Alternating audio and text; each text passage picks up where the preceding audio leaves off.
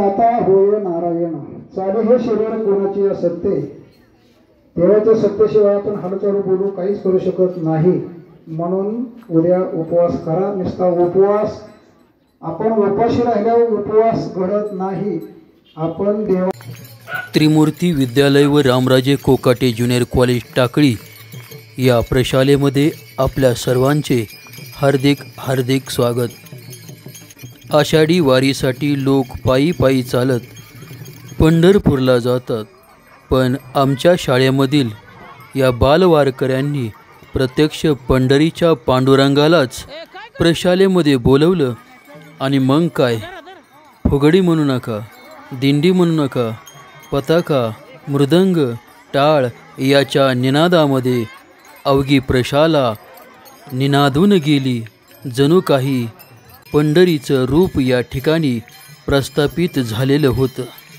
प्रत्येक विद्यार्थी वारकऱ्याच्या पोशाखामध्ये प्रशालेमध्ये हजर झाला होता। अंगामध्ये कुर्ता पायजामा, कपाळी विठ्ठल नाम लावून, हातामध्ये पताका, कोणी हातामध्ये टाळ घेऊन, मुखामध्ये जय जय राम कृष्ण हरी, जय जय राम कृष्ण हरी, विठ्ठल विठ्ठल असा नामघोष करत अवघे विद्यार्थी आज जणू काय पंढरीत आल्यासारखे झाले होते। आणि विद्यालयाला पंढरपुराचंच एक प्रकारचं रूप या ठिकाणी प्राप्त झालेलं होतं।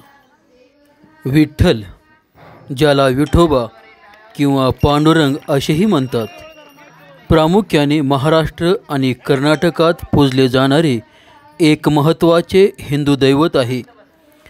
वारकरी संप्रदायाचे ते प्रमुख दैवत मानले जाते। त्यांना भगवान विष्णू किंवा कृष्णाचे रूप मानले जाते आणि ते पंढरपूर येथील मंदिरात विटेवर उभे असलेल्या अवस्थेत दिसतात। संत ज्ञानेश्वर, संत नामदेव यासारख्या अनेक संतांनी त्यांच्या साहित्यात विठ्ठलाचा उल्लेख केला आहे। विठ्ठलाचा इतिहास हा अनेक दंतकथा, ऐतिहासिक नोंदी आणि भक्ती परंपरेने गुंफलेला आहे। विठ्ठल हे प्रामुख्याने महाराष्ट्राचे आराध्य दैवत असून त्यांना भगवान विष्णू किंवा कृष्णाचे रूप मानले जाते। विठ्ठलाचे मूळ काय आहे याबद्दल विविध मतप्रवाह आहेत। काही अभ्यासकांच्या मते विठ्ठल हे मूळचे गवळी धनगर समाजाचे लोकदैवत होते, ज्याचे कालांतराने वैष्णव परंपरेत समावेश झाला। पंढरपूर येथील विठ्ठल मंदिराचा उल्लेख 516 इसवी सनाच्या ताम्रपटात आढळतो। त्यामुळे पंढरपूर आणि विठ्ठल पूजेचे प्राचीनत्व सिद्ध होते। 12व्या आणि 13व्या शतकातील शिलालेखामध्येही विठ्ठल मंदिराचा उल्लेख आहे। विठ्ठलाच्या पंढरपूर आगमनाबद्दल सर्वात प्रचलित कथा भक्त पुंडलिकाशी संबंधित आहे।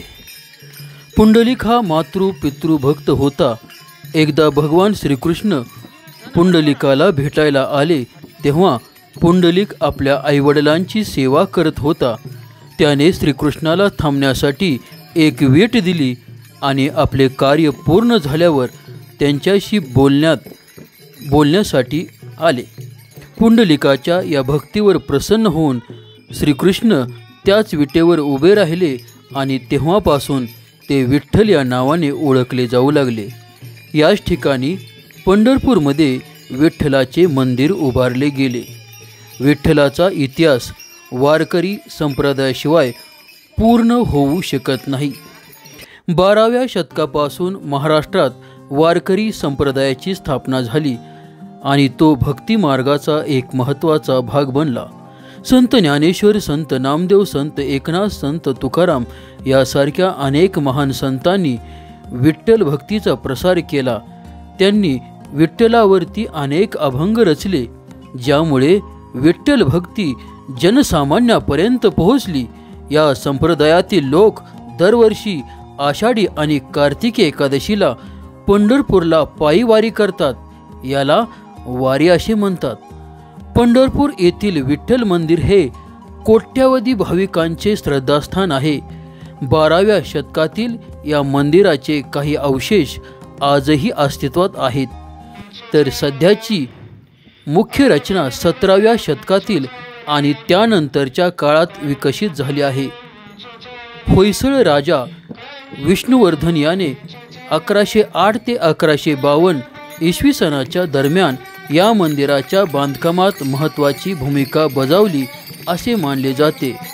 विठ्ठलाचा इतिहास केवळ एक देवतेचा नसून तो महाराष्ट्राच्या सांस्कृतिक आणि धार्मिक परंपरेचा अविभाज्य भाग आहे, जो पिढ्यानपिढ्या भक्ती आणि श्रद्धेने जपला जात आहे.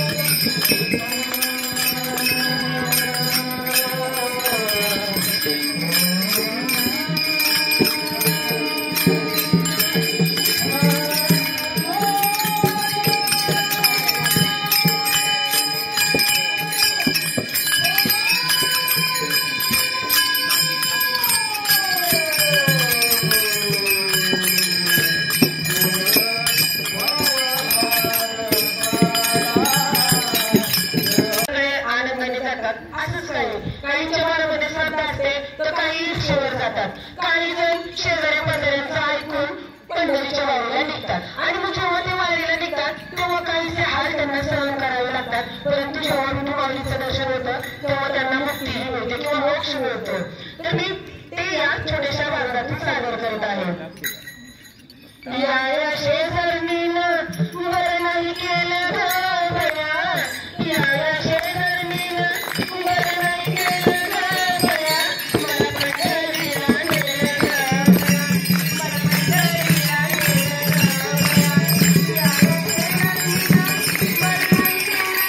बया, या शेजारणीनं बरं नाही केलं ग बया, या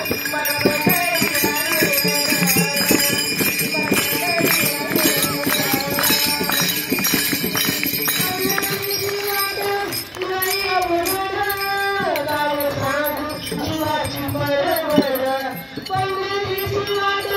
बरं नाही केलं ग